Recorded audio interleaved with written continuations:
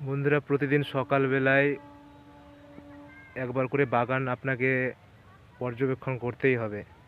মানে বাগানে দেখতেই হবে কোথায় কি হচ্ছে, কোথায় কতটা পরিমাণে কুল ছিল, আপনার কোথাও থেকে আবার কেউ ভেঙে নেয়নি তো।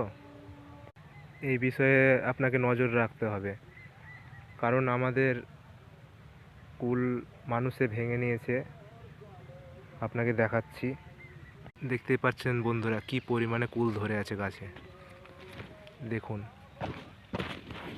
দেখুন বন্ধুরা, দেখুন একবারে থোকা থোকায় কুল ধরে আছে, একবারে আঙুরের থোকার মতো। দেখছেন, আঙুরের থোকার মতো।